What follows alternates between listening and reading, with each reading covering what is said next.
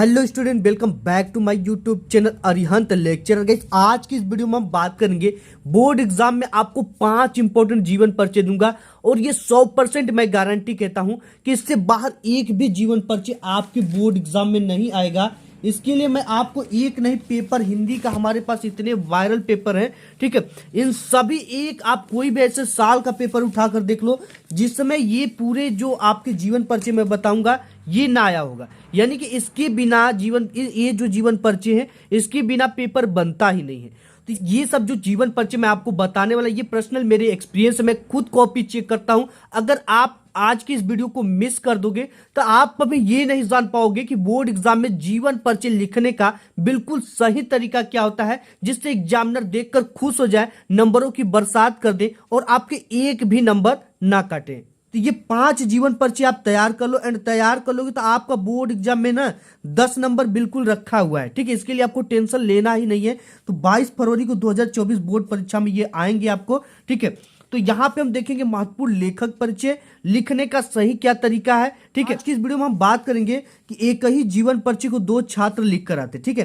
पहला एक टॉपर छात्र लिखता है तो उसे 5 में पूरा का पूरा 5 नंबर मिल जाता है, एंड उसी को एक सामान्य छात्र लिख कर आता है तो उसे 3 से 3.5 नंबर से ज्यादा नहीं मिलता, ठीक है। इसके नंबर कहाँ पे काटे जाते हैं, क्यों काटे जाते हैं, ये चीजें हम इस वीडियो में देखेंगे। यानी इन दोनों के नंबर जो है अलग अलग क्यों मिले। तो देखो, आप भी कहोगे कि जीवन परिचय मैं भी लिखा था लेकिन हमारे नंबर क्यों कटे। तो नंबर देखो कहाँ पे कटते और लिखने का जो सही तरीका वो क्या है, आप दोनों को नंबर अलग अलग क्यों मिलते हैं, ठीक है।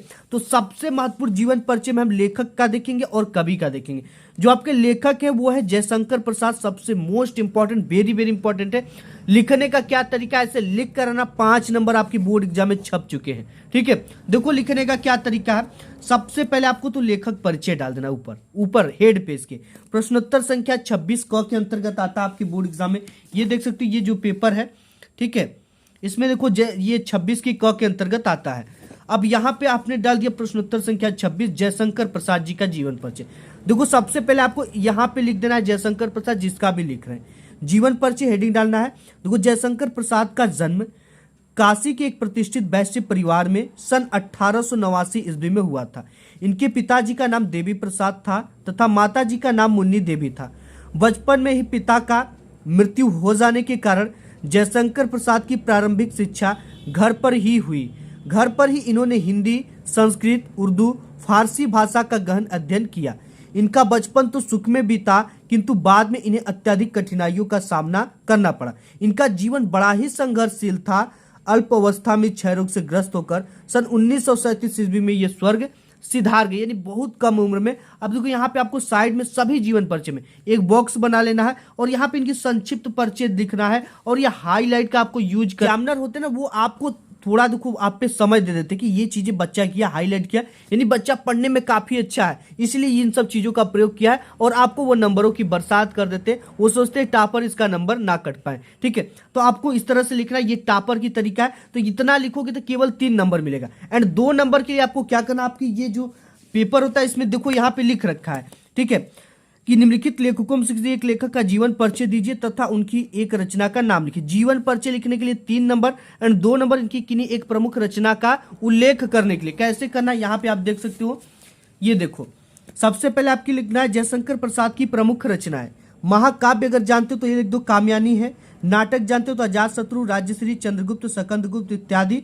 उपन्यास अगर कोई जानते हो तो कंकाल, तितली, इरावती, अपूर्ण आदि। इसको तैयार कर लेना। इसी तरह से आपको बोर्ड में लिखना, एक भी नंबर नहीं कटेगा, ये मैं गारंटी देता हूं। नेक्स्ट जीवन परिचय देखते हैं। इसमें हमारा मोस्ट इंपॉर्टेंट जीवन परिचय रामधारी सिंह दिनकर जी का, ठीक है। इसको हम देख लेते हैं लिखने का सही तरीका क्या है। देखो 60 तरीके में जो मैं लिखा हूं ना उस पर आपका एक भी नंबर में नहीं कटेगा। मैं लाखों कॉपियां खुद चेक करता हूं और हर साल देखता हूं कि बच्चे कैसे जीवन परिचय लिखते, टॉपर कैसे लिखते। जैसे मैंने ऊपर लेखक परिचय लिखा था तो आपको भी लिखना है। निबंध लिख रहे हो तो निबंध लिखना है। पत्र लिखते हो तो पत्र लेखन लिखना है, ठीक है, ये चीजें डाल देना। प्रश्नोत्तर संख्या 26 रामधारी सिंह दिनकर। संक्षिप्त परिचय के लिए बॉक्स बनाएंगे, जीवन परिचय हेडिंग डालेंगे।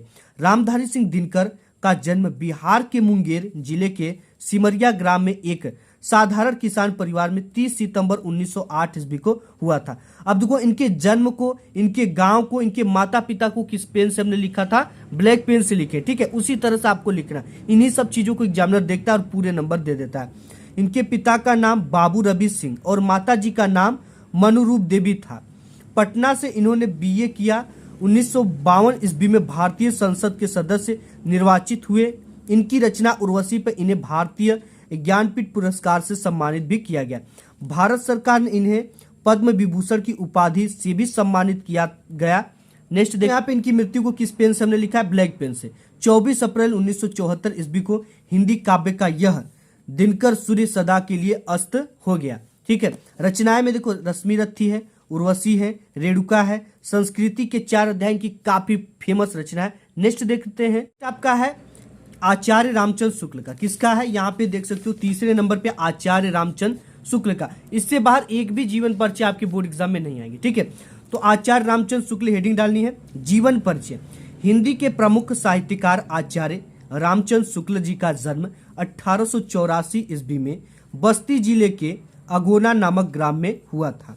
इनके पिताजी का नाम चंद्रबली शुक्ल था तथा माता जी का नाम विभासी था।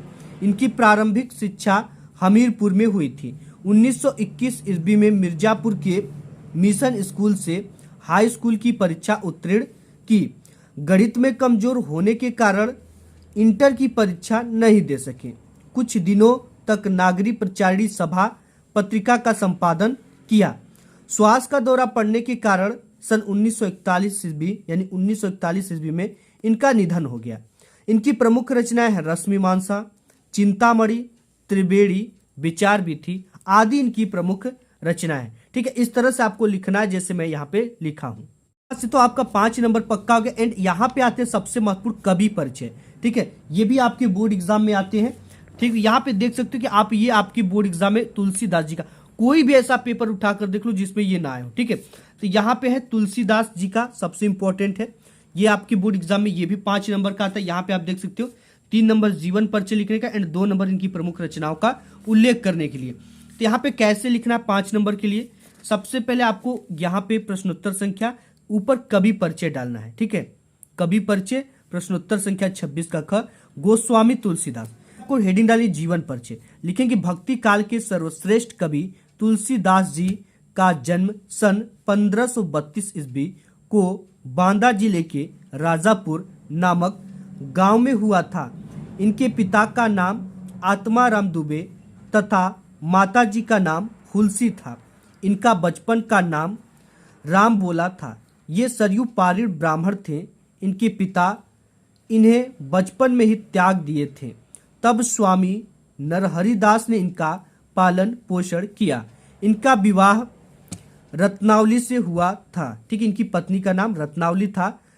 ये अपनी पत्नी के प्रेम में बहुत ही अनुरक्त रहते थे, लेकिन पत्नी के डांट के कारण इनके मन में वैराग्य उत्पन्न हो गया और ये काशी में चले गए।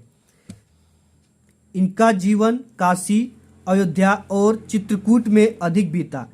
इनकी मृत्यु सन 1623 ईस्वी काशी के 80 घाट पर हुई थी। इतना लिखोगे आप तो 3 नंबर मिलेगा एंड 2 नंबर के लिए आपको इनकी प्रमुख रचना को लिखना पड़ेगा। कि महत्वपूर्ण रचनाएं हेडिंग डालेंगे रामचरितमानस, विनय पत्रिका, दोहावली, कवितावली, गीतावली इत्यादि इनकी प्रमुख रचनाएं ऐसे आपको डालना जैसे यहाँ पे लिखा गया। नेक्स्ट देख लेते हैं, जो सबसे इंपॉर्टेंट है वो है सूरदास जी का। ठीक है, वेरी वेरी इंपॉर्टेंट है सूरदास जी का। तो इनका हम देख लेते हैं दूसरे नंबर पे प्रश्नोत्तर संख्या 26 का ख डाल देंगे। सूरदास जी जीवन परिचय, सूरदास जी का जन्म सन 1478 ईस्वी में आगरा से मथुरा जाने वाली सड़क के पास स्थित रुनकता नामक गांव में हुआ था। इनके पिताजी का नाम रामदास सारस्वत था, जो एक सारस्वत ब्राह्मण थे, तथा माता जी जमुना दास था। माता जी का नाम सूरदास जी जन्मांध थे या नहीं, विद्वानों में मतभेद है। बचपन से विरक्त होकर ये गौ घाट पर रहने लगे। इन्होंने वल्लभाचार्य को एक स्वरचित पद गाकर सुनाया, जिस पर प्रसन्न होकर इन्होंने इनको श्री कृष्ण की लीलाओं का गान करने का सुझाव दिया। तब से ये वल्लभाचार्य के शिष्य बन गए। आगे देखते हैं। से ही ये वल्लभाचार्य के शिष्य बन गए और वहीं पर गोवर्धन पर्वत पर बने श्रीनाथ जी के मंदिर में कीर्तन करने का भार इन्हें सौंप दिया गया। इनकी मृत्यु सन 1583 ईस्वी के लगभग गोवर्धन के पास पारसौली नामक गांव में हुआ था। इनकी प्रमुख रचनाएं हैं सूर सागर, सूर सरावली, साहित्य लहरी आदि इनकी प्रमुख रचनाएं हैं। नेक्स्ट जीवन परिचय हम देखेंगे इसमें से, जो कि वेरी इंपॉर्टेंट है, वो है मैथिली शरण गुप्त जी का जीवन परिचय। किसका? मैथिली शरण गुप्त जी का। यहाँ पे लिखेंगे मैथिली शरण गुप्त, ठीक है। जीवन परिचय। राष्ट्र कवि माने जाने वाले कवि मैथिली शरण गुप्त जी का जन्म 1886 ईस्वी में चिरागांव जिला झांसी में हुआ था। इनके पिताजी का नाम सेठ रामचरण गुप्त तथा माताजी का नाम काशीबाई गुप्त था। काव्य रचना की ओर बाल्यावस्था से ही इनका झुकाव था। आचार्य महावीर प्रसाद द्विवेदी की प्रेरणा से इन्होंने हिंदी काव्य की नवीन धारा को पुष्ट कर उसमें अपना विशेष स्थान बना लिया था। इनकी कविता में देशभक्ति एवं राष्ट्र प्रेम की भावना कूट कूट कर भरी है, यानी प्रमुख होने के कारण इन्हें हिंदी संसार ने राष्ट्र कवि, नेक्स्ट देखते हैं इसके आगे, का सम्मान दिया। राष्ट्रपति ने इन्हें संसद सदस्य भी मनोनीत किया। भारत माता से प्रेम करने वाले भारत माता के इस महान पुत्र का निधन सन 1964 ईस्वी में हो गया। इनकी प्रमुख रचनाएं हैं साकेत, यशोधरा, भारत भारती, पंचवटी इत्यादि इनकी प्रमुख रचनाएं हैं। इस वीडियो में बस इतना ही। मिलूंगा एक नेक्स्ट वीडियो में, तब तक के लिए धन्यवाद।